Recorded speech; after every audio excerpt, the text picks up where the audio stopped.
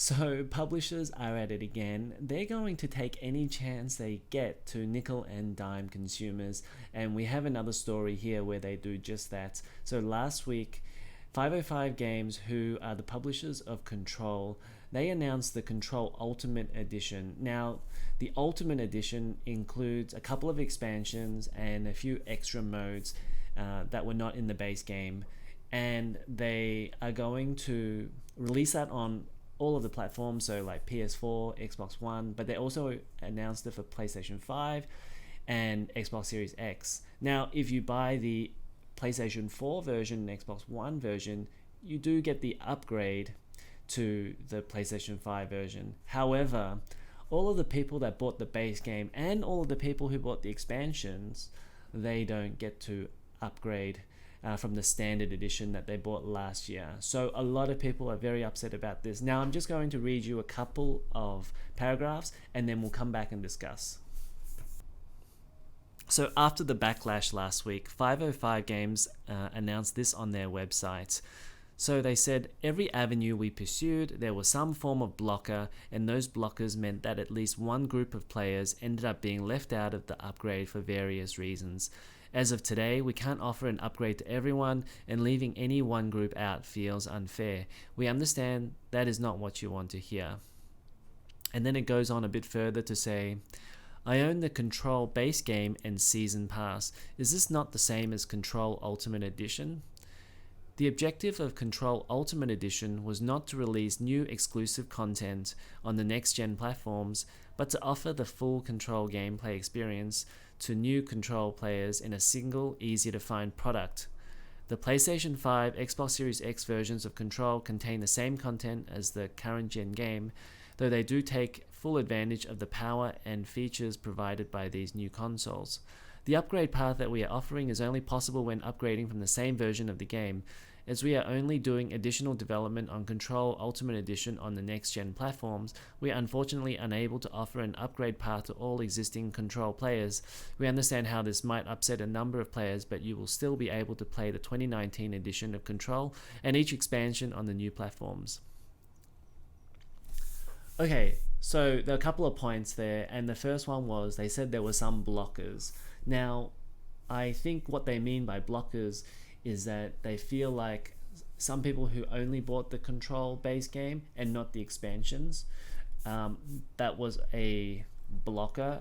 And how do they serve those type of people when there are people that bought the Control base game and the expansions?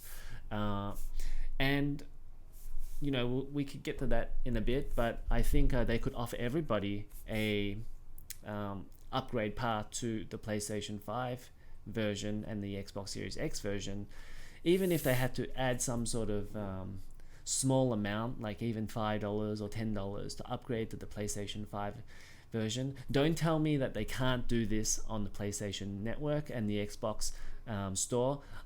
I mean, maybe somebody could get a quote from Microsoft or Sony to say that there's no reason why they couldn't do it. This is definitely a publisher decision where they want to make consumers double dip again and charge another $60 to fans. And I don't even know if there are hardcore fans of Control. I'm sure there are, but how many of them are going to double dip on this just for, I guess, a little bit of a resolution improvement?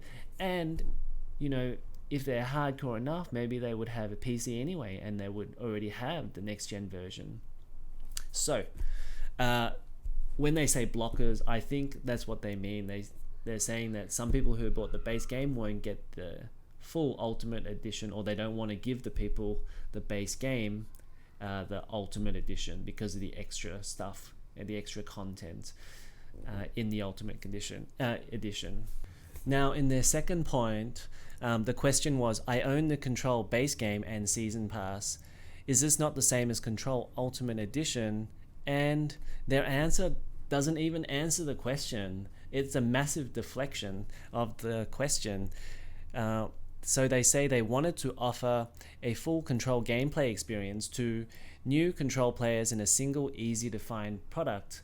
But what about all the people who bought the PlayStation 4 version and all the people who bought the Xbox One version, the people who bought the $60 game, your most hardcore fans who bought it on day one, and you're not even going to offer them an upgrade, which is basically free on the PC, because all it really is just a resolution upgrade, and all of the DirectX 12 features that you have on the PC version are coming to the PlayStation 5 version. It just is a big middle finger to all of the PlayStation 4 and Xbox One users of the game. So honestly, I think this is a really bad move from 505 Games, and I'm sure it's going to get review bombed when Control Ultimate Edition finally comes out on Steam and Epic Games. And this just doesn't make any sense. You could easily just offer the Control Ultimate Edition to all users of PlayStation 4 and Xbox One, and even if you offered like a $5 or $10 upgrade, I think people will be happy to pay that.